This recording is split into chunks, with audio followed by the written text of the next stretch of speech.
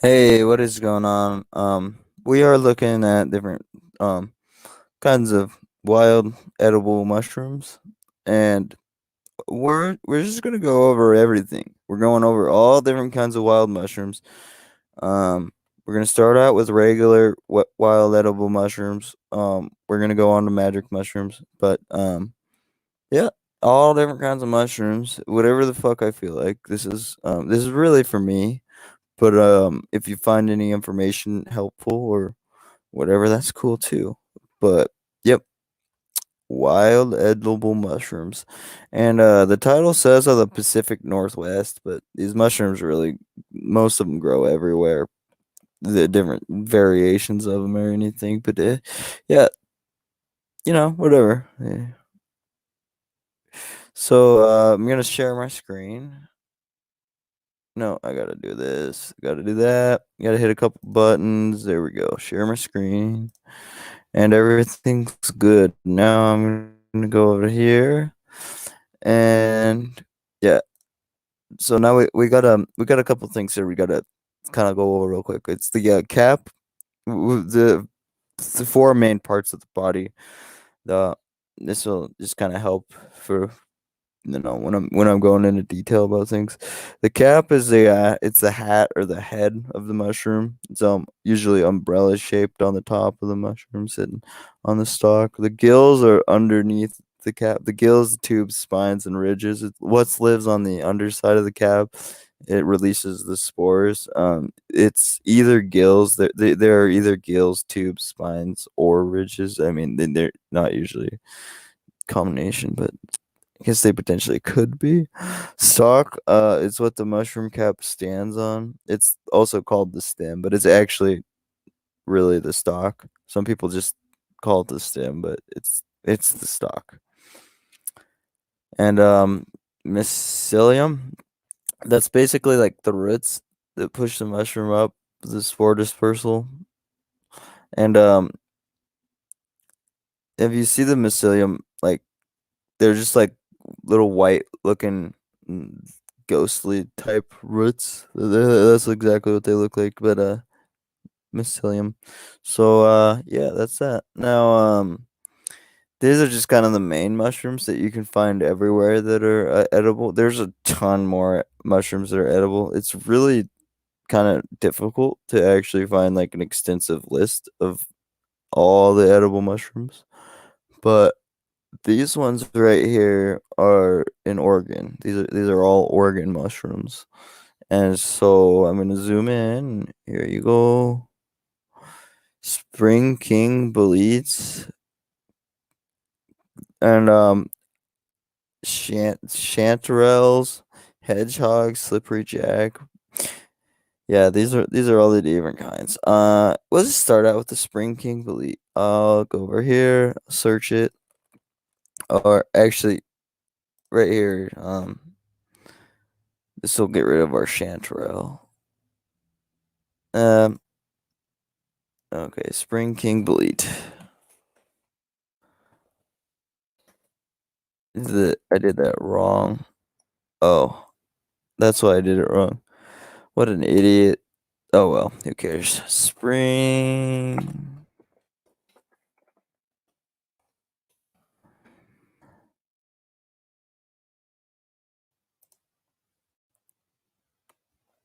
And I usually go to the second page.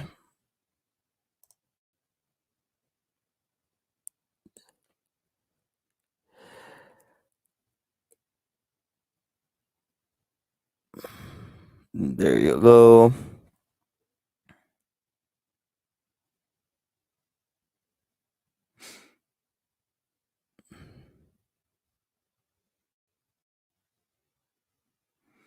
I should be like playing some background music now that I think about it. Let me go find some background music.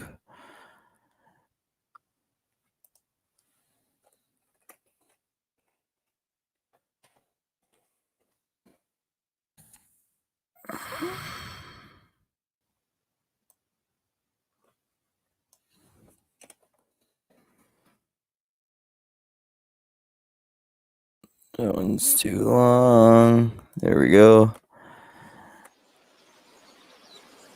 And now we have some background music. I think. I don't know if I shared. Yeah, I'm sharing the sound. And there we go. Let me go over here. Nobody's watching. Good. That's exactly what I wanted. Honestly, I really don't want people to watch this because it's not very good. I'm on the wrong one. Oh well. Oh no, I'm not. I'm on the right one. I just have the wrong name up there on the screen. Okay. King Boletes. They're also called the spring king boletes. They're most prized wild mushroom around the world. Apparently, they're just the easiest to identify mushroom. They're the safest for the amateurs because they don't have fins on the bottom. They got like a spongy little in the stem, and just everything about them. And I guess they're just pretty easy to collect. Yeah, so it says to avoid bleats with red or orange pores and fresh flesh that bruises black or blue. If you aren't certain, avoid bleats with yellow pores that bruise blue. Um, yeah, it says to try a little piece of the mushroom. If it's bitter or sour, do not take it. This technique can only be used for bleats. Don't try to use that for other species.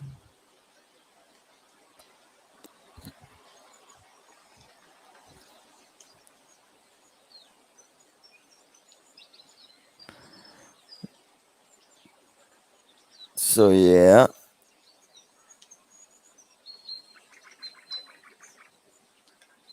the bleats are usually found on the ground in wooded areas and at the edges under conifers, pine, western hemlock, Stickle spruce, hardwoods like oak, birch, and aspen.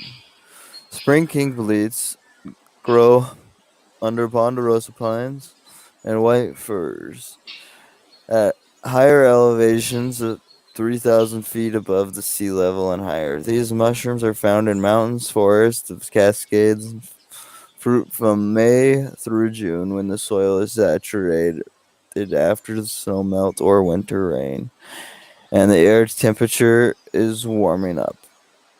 Spring kings fruit after the black morels, and there is a chance you find both species at the same time. So there you go. Season early summer to late fall, but it says you can find them in the spring. The spore print is okay. So cap is large, bun shaped, becoming nearly flat when mature, smooth surface, pale red or dark brown, 3 to 10 inches wide. Cap's underside, sponge-like, rounded pores, and white when young and yellow olive when mature. Tubes are sunken around the stalk. Spore print, elliptical, olive brown. Stalk, whitish to brownish, thick and club shaped, 4 to 10 inches long. Flesh firm and solid, white. Fruiting singly or in groups. Habitat. I already went over that, and I'm not going to say that stuff again. Boletes are a great source of dietary fiber, protein, 8 essential amino acids, minerals such as selenium, manganese, zinc, and copper. Also, this fungus contains vitamins D, C, B, ergothioneine, glutathione, flavonoids, and phenolate compounds. The presence of these compounds possesses numbers of health benefits. According to the Penn State University research, I don't care because I don't trust them. Professor.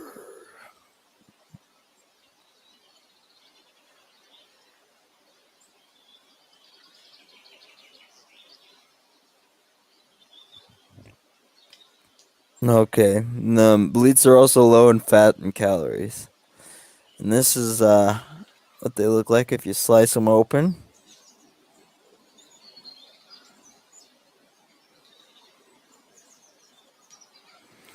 Methods of cooking include stir frying, sauteing, drying, pickling, preserving, and freezing.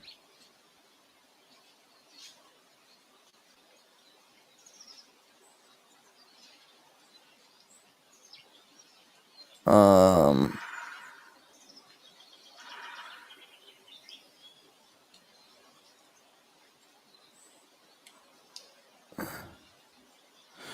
so now I guess we'll go into the next one, which is um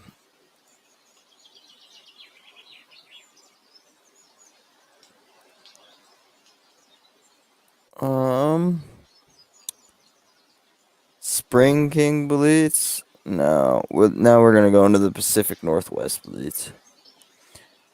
Uh,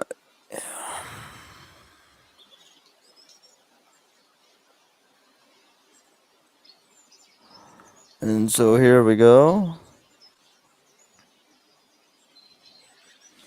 Again, we got a spongy underside. That's a common factor with bleats. I'm just gonna scroll on down to the pictures. There we go. We got the cap is large, bun shaped, becoming nearly flat when mature, smooth surface, pale to red or dark brown, 3 to 10 inches wide, or 8 to 25 centimeters. The cap underside, it's sponge-like, rounded pores, and white when young, and yellow olive when mature. Tubes are sunken around the stalk. The spore print is elliptical, olive brown. Steam, I guess. I don't know why it calls it the steam, but I call it the stalk. Whitish to brownish. It's not even stem. It says steam, like with an A. So that's why it's confusing me. But the stalk is whitish to brownish, thick and club shaped, 4 to 10 inches long, or 10 to 25 centimeters. The flesh is firm and solid, white, singly or in groups is when it is how it fruits or where yeah. Habitat, it's conifer trees, pine, western hemlock, stick of spruce, most likely found in new growth forest. Season, early summer to late fall. Zellers, bleed, that's another bleed. And we're gonna look at it. Here you go.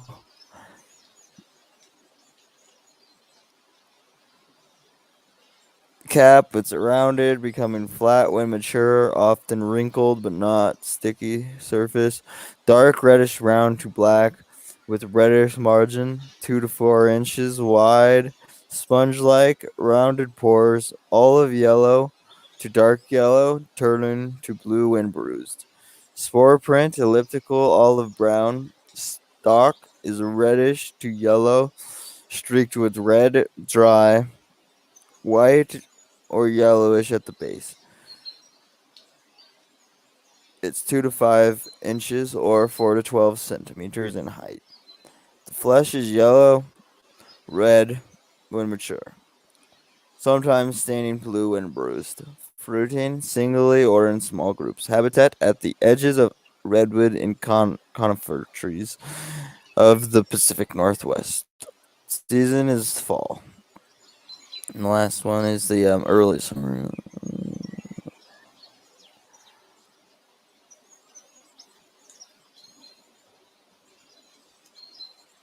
An aspen bolete. It's a bun shape. There you go. There's a picture of it. Bun shape, becoming nearly flat when mature. Dry surface. Cap skin is overhanging, bright red to orange, brown when mature. 1.5 to 6 inches wide.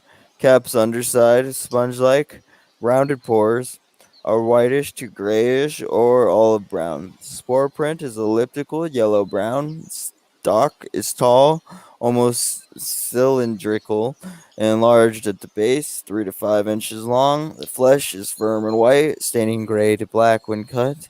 Fruiting singly or a few together. Habitat mycorrhizal with aspen trees. Season June to August. And a bitter belly. Oh, that one's inedible, but it's still good to look at it. Here's an inedible belite. It's called a bitter belite, and so this is why you taste the belites to figure out whether or not they're edible, because the inedible belite is apparently bitter. Um, distinguished by partly or entirely red stalk, or yeah.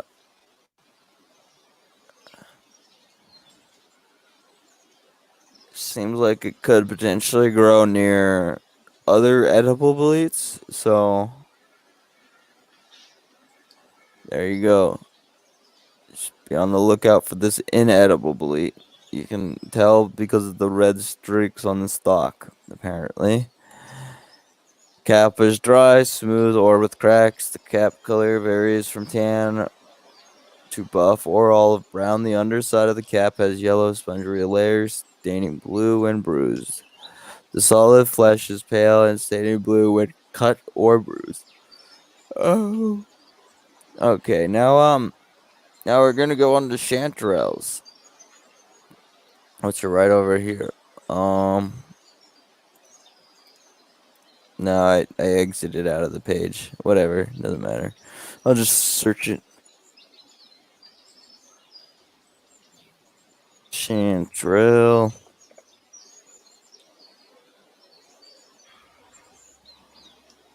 Now this is the native fungus, the native fungus of Oregon.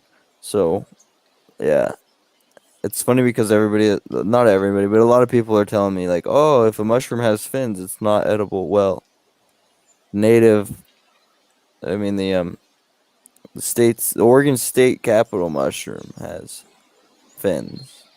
So there you go. And the chanterelle, it basically means like, uh, I don't know. I'll get into it. I don't know why I searched for images. I meant to go to the second page and pull up the first thing that popped up. No, not that one. Mm, mm,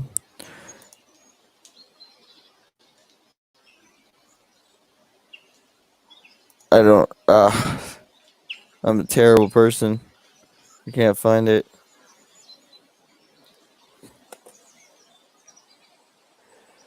Okay, chanterelle identification. So now we're just gonna pop up the first thing, and there you go. Smooth chanterelle, wild edible mushroom. I really hope nobody's listening to this. Let's see. I'll go check. Again, this is just for me. I don't really care if you're watching this or not. It's probably boring as heck. Oh, good. Nobody's watching. Nobody stuck by. Awesome. Perfect. Okay, so now I'm gonna go back over here. Cousin to the true chanterelle. The smooth chanterelles are easier to identify than the true chanterelles because there isn't the true gills. Says false gill question. Hmm.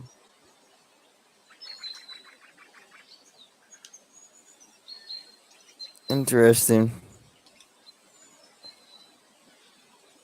So apparently this chanterelle is edible too, and it doesn't have gills.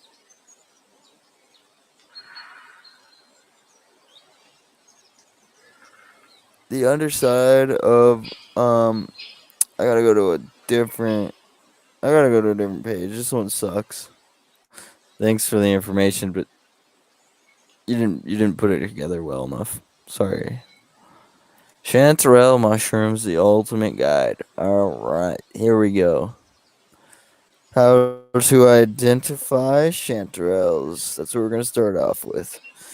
Chanterelles, or the golden chanterelles, are probably the most well-known wild mushroom. They're sought after by chefs and foodies due to their delicate flavor, which some describe as mildly peppery. Ranging in color from yellow to deep orange, golden chanterelles are easy to spot in the summer forest. They can be as big as 5 inches in diameter, but 2 inches is closer to average. The cap is wavy and generally funnel shaped. Their fall scales appear as wrinkles that are forked and wavy with blunt edges and run down the stem, the stalk. The same color as the rest of the chanterelle. Chanterelles also have a distinct fruity apricot-like aroma. They are sometimes confused with jack-o'-lantern mushrooms, which are allegedly poisonous, but not known to be lethal. The jack-o'-lanterns usually grows in clumps on wood, not from the soil like chanterelles. And it has true unforked gills. The jack-o'-lantern is the one with the true unforked gills. Black trumpet mushroom. Okay, I'm gonna come up with some pictures of the chanterelle because I feel like it. Let me just do. I wish that I was a faster typer, but I'm not, so I just have to deal with that. And now here's a picture of the chanterelle. There's different kinds of species of chanterelles, so yeah, there you go. Just deal with it.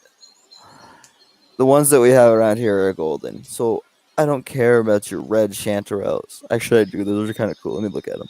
See that red one? So yeah. Those are all chanterelles, probably. Now, there's the finless chanterelle. Let's look into that. Finless. No results.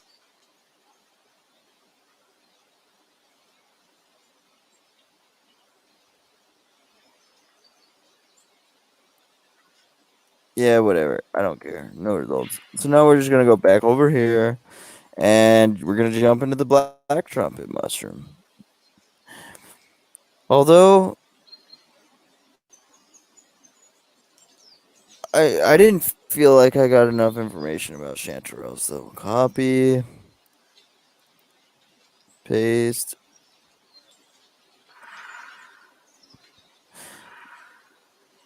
It's got a funnel-shaped cap and a faint smell of apricots.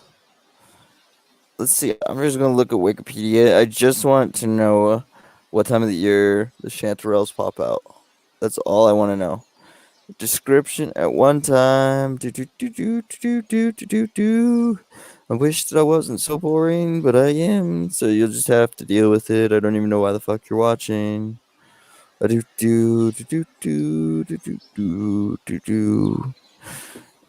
chanterelles.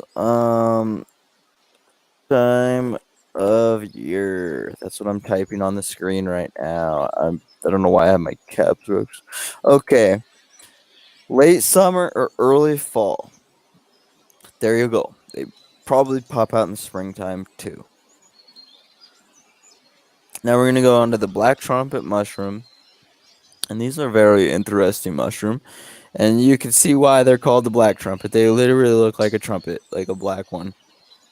Like a little black trumpet. Although they're technically not chanterelles, black trumpets are close cousins.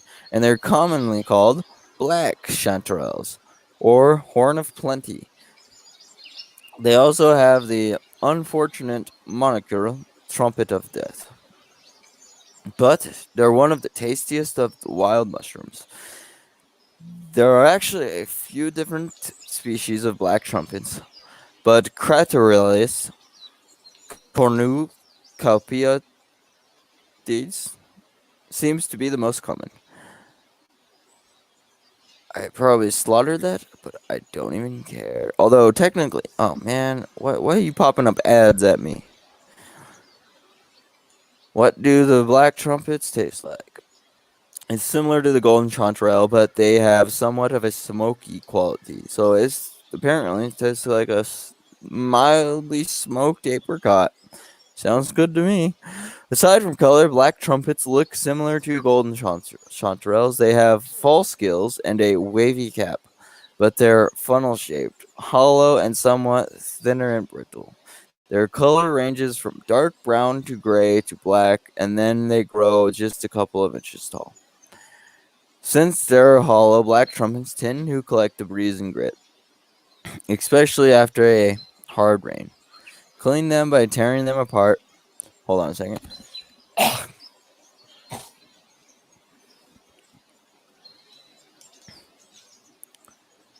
Yeah, you gotta clean them by tearing them apart.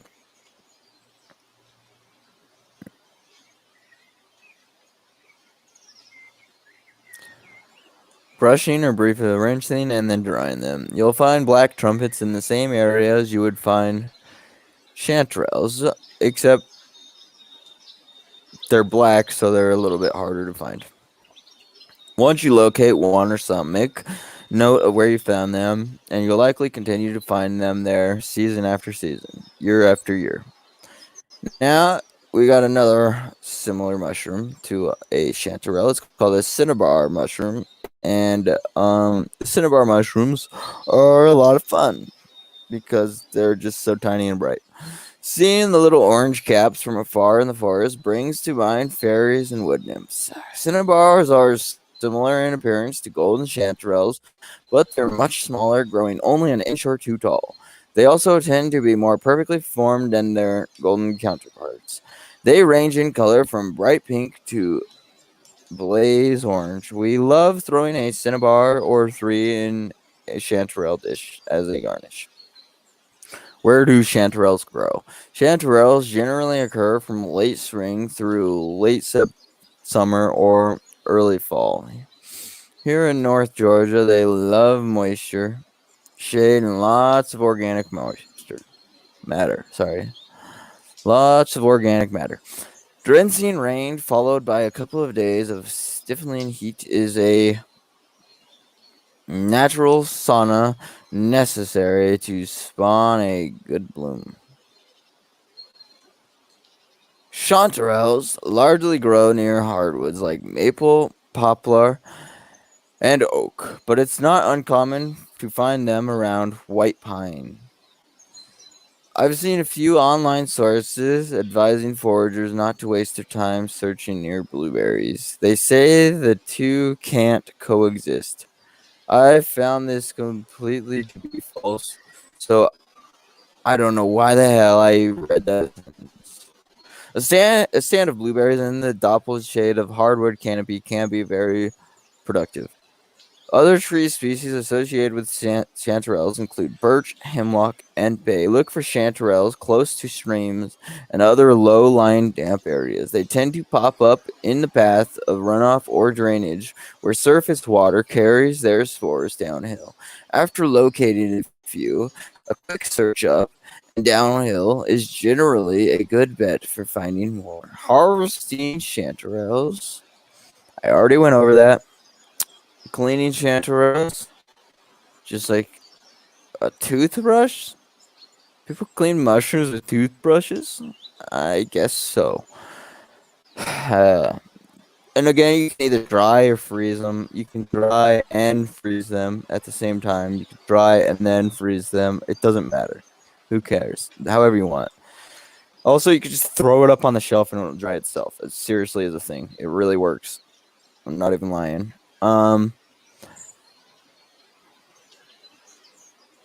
Now we're just gonna stop reading about chanterelles, and we're gonna go on to another mushroom, hedgehog. Here we go. The hedgehog has a few different names. I can't remember exactly what the names are, so I'm just gonna search it and read some information to you. That's what's up. That's how it's going down. That's what I decided to do. So yeah, get over it. Gonna go to page 2, and here we go. We're gonna jump right up on into it. Do you guys hear that woodpecker? It's beautiful. I didn't record this myself, but I wish I did. I've heard woodpeckers, so I'm gonna check StreamYard, make sure nobody's looking at me. All right, great, sounds good, awesome, perfect. And now we're gonna go back over here to the hedgehog mushroom. Hedgehog mushrooms are small to large in size, and I didn't even show you a picture of them. I didn't. Oh man, what an idiot! I can't believe myself. All right, here you go. Hedgehog mushrooms. Images. There you go. You can identify them by their neat looking underside. And there you go. Description and taste. Hedgehog mushrooms are small to large in size, averaging 5 to 17 centimeters, which is probably about 3 to 6 inches in diameter, and are irregular in shape, with a flattened, depressed cap and a thin, off-centered stem. The smooth cap can be convex or upturned. It is dry, thick, and firm. It ranges in color from yellow, buff, to orange. The cap also has wavy margins, and when mature, the edges may crack. Underneath the cap, there are many cream-colored teeth or spore-bearing spines that hang down instead of gills. The stems are also white, orange, or buff, average 3 to 10 centimeters in length, and depending on the variety, may be hollow in the center. When cooked, hedgehog mushrooms have a fruity aroma and a chewy texture with an earthy, nutty, peppery, and smoky flavor. Hedgehog mushrooms are available throughout the late summer through the late winter, depending on the geographic location. Hedgehog mushrooms are represented by the two edible species, Hydnum repandum, and which are the most common, larger mushrooms, and the smaller variety, Hydnum umbilicatium, which is also known as the sweet tooth mushroom, a nod to its flavor and shape. Hedgehog mushrooms have many names, including pig's trotter, wood urchin, and the wood hedgehog. Hedgehog mushrooms grow in groups, are found individually in moist soils near streams or riverbeds, and also grow near or on birch trees, trees, and some conifers. They are easily identified in the wild, foraged and favored for their nutty flavor, and are used in a variety of culinary applications. Hedgehog mushrooms can contain vitamin, or they do. This freaking web page keeps jumping around on me. It's really annoying. Sorry, I completely lost my place. I'm never gonna find it again. Okay, hedgehog mushrooms contain vitamin D, potassium, iron, and anti-inflammatory and antibacterial properties. So that means that it's a medicinal mushroom because of the anti-inflammatory and antibacterial properties. Applications: hedgehog mushrooms are the best suited for cooked applications such as boiling or sauteing. They can be sauteed or served over steak, baked into pot pies or tarts, piled on toast, boiled in soups and stews, or cooked into a stuffing. They can also be simmered in white wine or cream based sautés and served in pasta, stir fries, and vegetable side dishes as the mushrooms readily absorbs accompanying flavors. Hedgehog mushrooms can be used as a substitution for chanterelle mushrooms in recipes and are also ideal for canning or pickling as the texture and taste can be successfully preserved. Hedgehog mushrooms pair well with bay leaves, allspice, paprika, thyme, and other fresh herbs. Garlic, onion, green onions, chives, leeks, carrots, zucchini, peas, cauliflower, red potatoes, white vinegar, soy sauce, bacon, veal, poultry, beef, and Parmesan cheese. They will keep up to 2 weeks when stored loosely wrapped in the refrigerator and for a couple of months when stored in the freezer. In Germany, hedgehog mushrooms are referred to as similistopelpis, and in France, they are known as Pia de Mountain, which translate to foot of the sheep. Some of the more brightly colored hedgehog mushrooms varieties are used for drying wool. Hedgehog mushrooms are also a variety are also a favorite variety to discover in the woods among novice mushroom foragers, as there are no poisonous lookalikes, and the variety is considered somewhat safe to eat. Caution should still be taken when pickling mushrooms in the wild. When picking, oh no, you don't even listen to me when I say that. People are stupid and they are too cautious about mushrooms, and I'm tired of it. You fucking stop being such an idiot and learn about mushrooms, and stop being scared about mushrooms, because they're not that dangerous, and there's only 1% of mushrooms that will kill you. 1% of mushrooms will kill you. And 20% will allegedly make you sick, but they won't kill you. They'll make you nauseous and they'll make you vomit, and that's about it. So get over it. All right. Now, allegedly 20% of the mushrooms are edible. 5% are identified. 20% are edible. And the 5% have medicinal properties. 20% are identified to be edible, and 40% are probably edible but haven't been identified. There you go. Mushrooms are safe. Don't be scared of mushrooms. Now we're gonna go on to the next mushroom, and it's white chanterelle. I guess that's what I'm gonna look up. White chanterelle.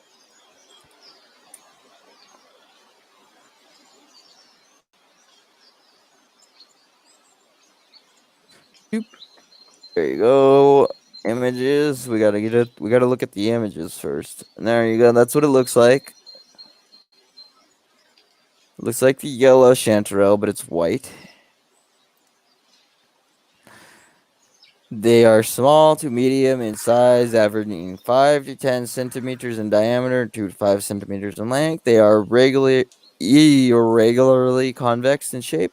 The cream colored to ivory cap is flat, semi-smooth to scaly, and it is somewhat funnel shaped and has wavy edges with some yellow orange bruising or discoloration as it matures.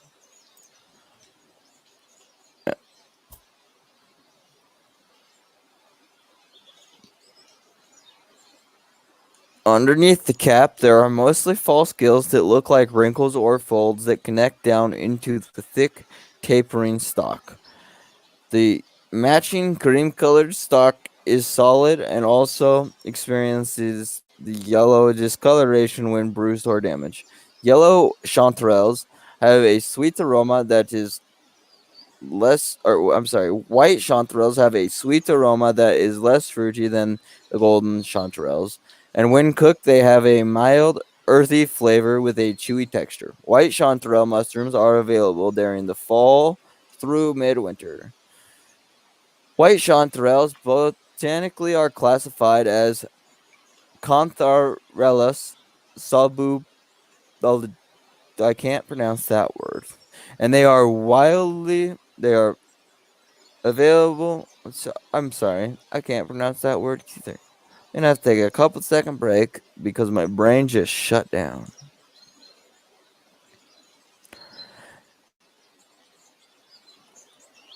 Um,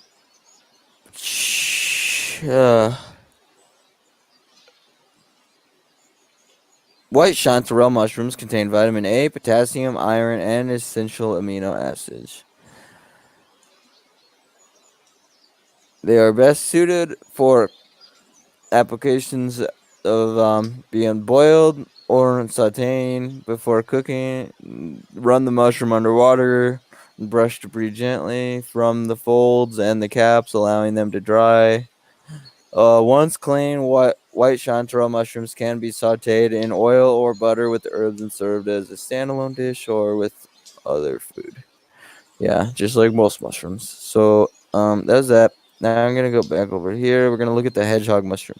We already looked at that. We're gonna look at the slippery jack.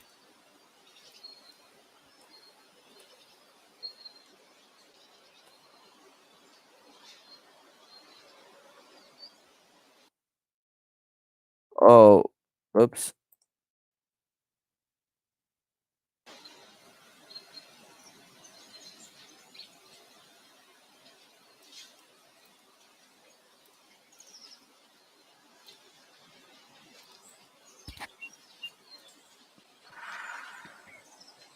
And just go over here, make sure nobody's watching me. There we go.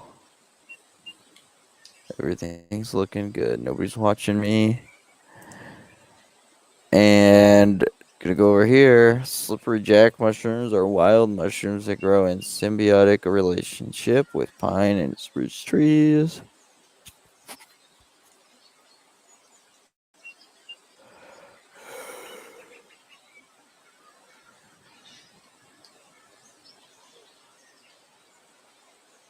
Oh, I'm live. I'm sorry. I was like about ready to take a nap. Okay, so now we're gonna go over here. Slippery jack mushroom. I want to show you some images real quick. There you go. It looks similar to the bolete, but there's some differences. And so right here is where I'm at, and there we go. And now Wikipedia, hell no. Why the hell would you ever get your information from Wikipedia?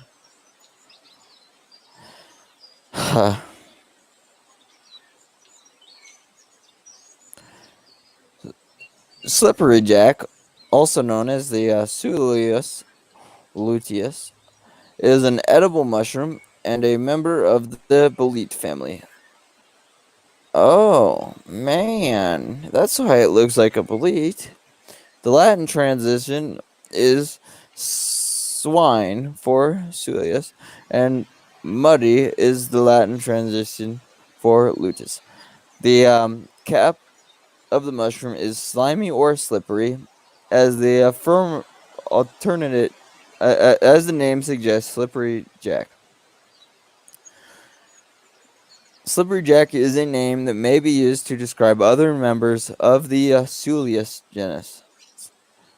The slippery jack is also referred to as the sticky bun or sticky pine bolete.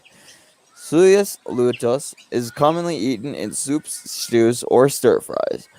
The slippery jack mushroom was first described as a Boletus luteus in 1753 by some guy that I probably don't like, before being reclassified in 1796 as the Sulius luteus. The mushroom starts sexual reproduction from their large edible fruiting bodies that produce massive quantities of reproductive spores, also known as basidospores. They spread by wind and/or mammals. It also forms visible tissues extensions, fungal roots that probe into the mineral soil, colonizing root systems of trees.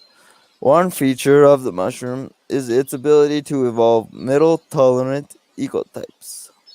On the soils that are contaminated with trace metals, it seems that populations of metal-tolerant mushrooms can evolve.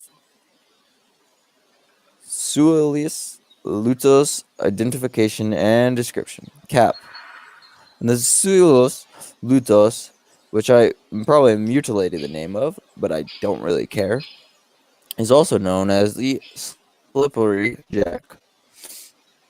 The cap is 5 to 10 centimeters in diameter. It's sometimes up to 13 centimeters.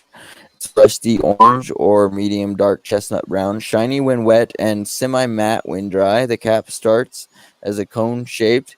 It gradually becomes flatter as it matures. The flesh is yellow and it does not change color when damaged. The gills, the mushroom looks like any irregular mushroom from the top, but under the cap there are no gills. Instead, there are pores. Layers of small hanging tubes. Pores. Light yellow when the mushroom is immature. These change to a darker yellow as it ages. The tubes also look like a sponge. So just throwing that out there. And the stalk, which for some reason they're calling it the stem, but the stalk is pale with dark speckles near the top, approximately 3 centimeters in diameter and up to 13 centimeters tall. There is a floppy hanging ring on the stem that goes a darker purple with age. Smell it mild smelling with and mushroomy. That makes no sense. And then when it's dried, it smells woody. So it smells like a mushroom. That's what they said. It smells like a mushroom. Taste like a mushroom. That's seriously what they say. Mild taste. Spores, irregular in shape. Spores are released from the pores under the cap.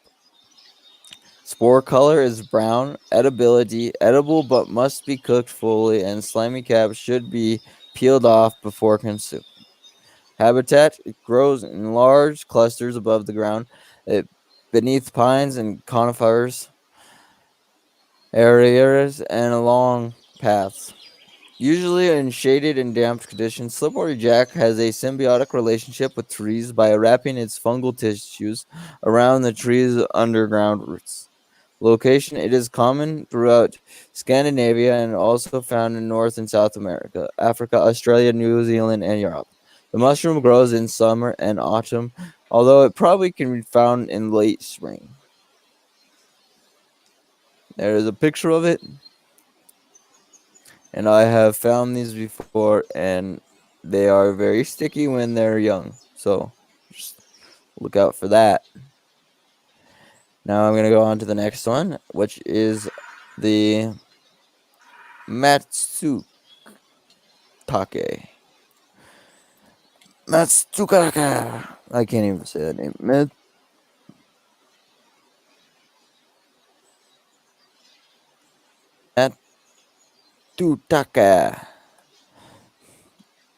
I'm gonna go to the second page, and right here, I'm not on the second page. Yeah, I am. What?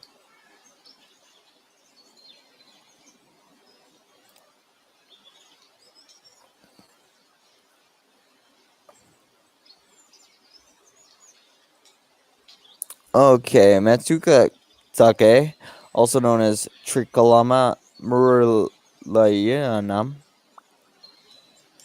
It's found buried nearly. Oh my gosh, I can't pronounce any of these words. This is a Western North American version of the Matsutake mushroom, which is found primarily under conifers. In fall, after summer-like temperatures have begun to drop, often the Tricoloma murrayana is found buried nearly to its apex in needle duff, creating a mushroom. I don't know what that means. I'm sorry. I'm just so glad that I barely pronounced it. When young Tricoloma is white, but it is soon begins to develop brownish discoloration. It features a prominent partial veil which covers the young gills and later forms a sheath-like covering over the lower stem, or which is actually the stalk, with the upper edge flaring outward to form a ring. The gills are crowded and attached to the stem, sometimes by a notch, but do not run down it. The spore print is white. However, the odor of the species is most distinctive feature. Spicy but a little foul is what it comes to mind. Though I like a provocative compromise between red hots and dirty socks. So apparently the mushroom smells like red hots and dirty socks.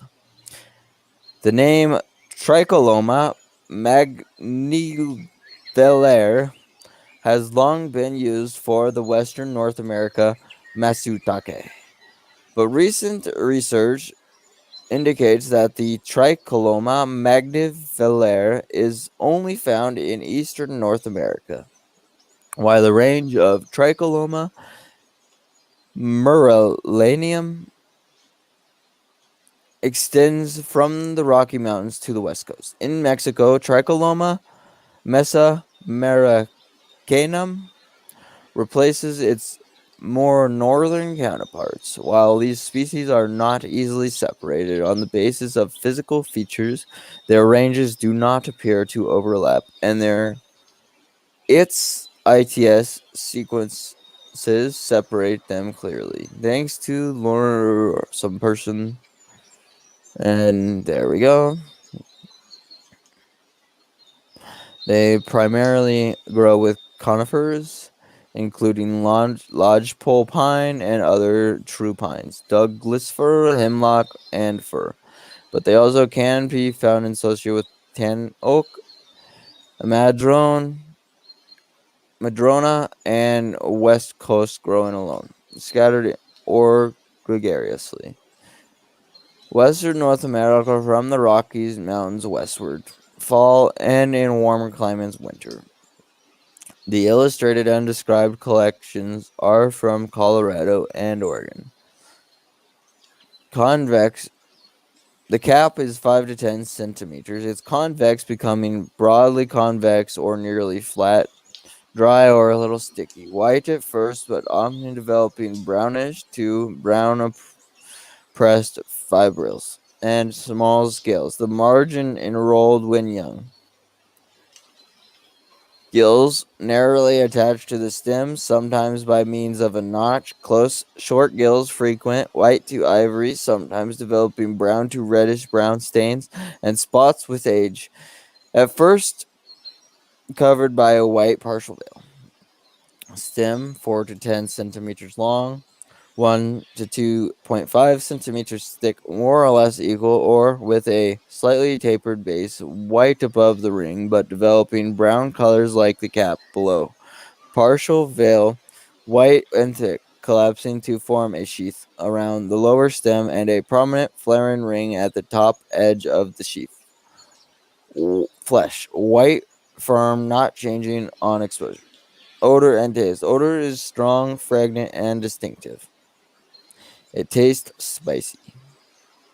Chemical reaction, KOH negative on cap surface. I don't know what that means, but it's probably not reaction. It probably doesn't have a chemical reaction. The spore print is white. Microscopic features. Spores are 5 to 8 by 5 to 6 micro news or something. I forgot what that was. What that is. Ellipsoid to nearly subgl. I can't pronounce that. I'm just gonna skip over it. This mushroom contains no information about the edibility. Oh, this mushroom's edible.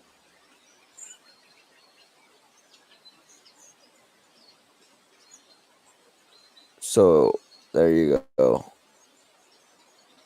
Lobster mushrooms. Now we're gonna get into some lobster mushrooms.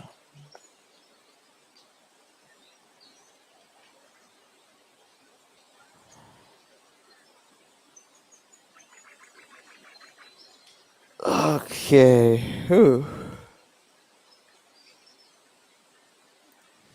I'll just make sure nobody's watching this boring ass thing. There we go. Nobody's watching. Good.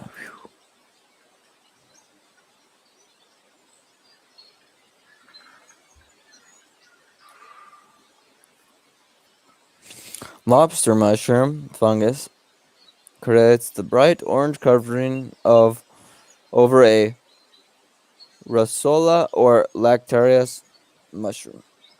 The surface is rather hard and dotted with tiny pimples. These orange mushroom pimples deform the mushroom's gills and prevent the host mushroom from producing spores. The inside is white. Over a period of a couple of days, the fungus transforms the shape of the host mushroom, twisting it into odd shapes. So basically, this is a parasitic fungus that grows on a mushroom. The parasitic fungus that grows on a mushroom. It's technically not a fungus, but I mean, it's technically not a mushroom, but instead it's a different kind of fungus. It's a parasitic fungus. The height the size of the lobster mushroom varies depending on the size of the host mushroom. On average, they are about 15 to 20 centimeters tall, which is between 6 to 8 inches tall. Habitat. Lobsters are found throughout North America and they tend to like to grow on old growth forests the best. The spore print is white. The season is late July to October. The gills are transformed to blunt chanterelle like ridges. Edibility, the Rossula brevipes and Lactarius piperatus are the host mushrooms in which the Hypermyces lactifluorum is created, rendering this edible. Be sure you have properly identified this mushroom before picking. Be sure the inside meat is white and always cooked before consuming. So basically, it is edible, but you just got to be careful. Make sure that the inside meat is white, and yeah, you got to cook the mushroom too, I guess, or the fungus, or the mushroom and the fungus, because that's technically what it is. Two different mushrooms. A mushroom that's infected with a fungus.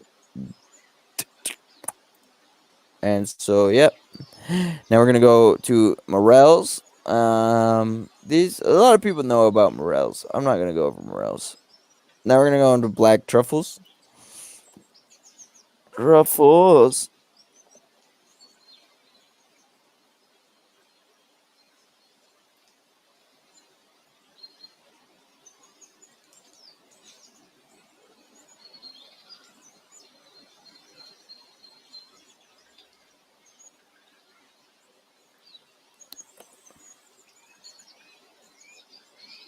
So, truffles grow at the base of Doug firs, underneath the pine trees.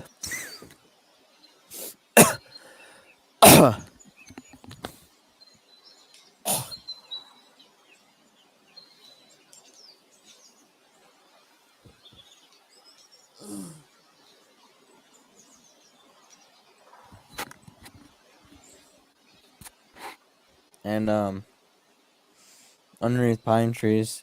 Some people actually train pigs, like in Italy, I think, or France, or one of the two. I don't know. Italy's probably in France. Or France is in Italy. I don't fucking care. But they train pigs over there. And some people actually train dogs to find truffles too. So, yeah, that's what's up.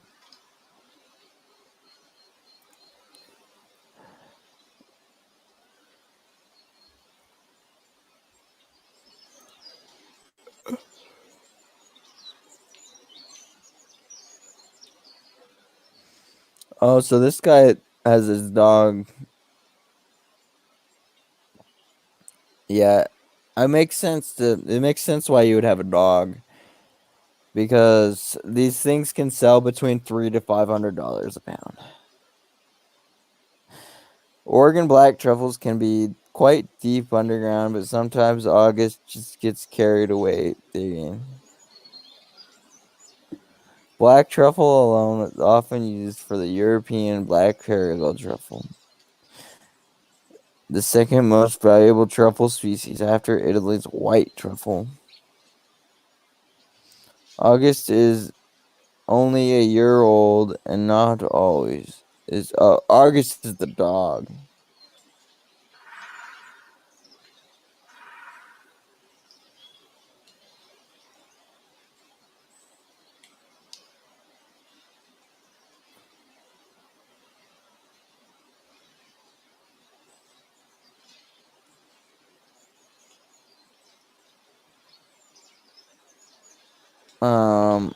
I don't like this page because it's just stupid. That's a nice mushroom knife, though.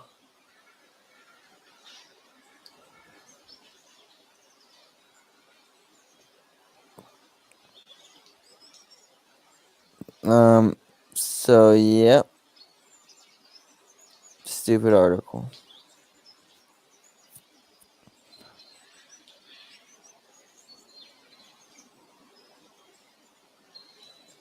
So I don't know. I'm gonna have to train a dog to get some truffles. This is just not information that I can find because people are greedy with this kind of shit because it makes them money. So if you want to find information about truffles, you'll have to search the internet really far and wide. And so let's see. I'm gonna go to page 5. Probably end this stream soon because I'm tired and bored. Yeah.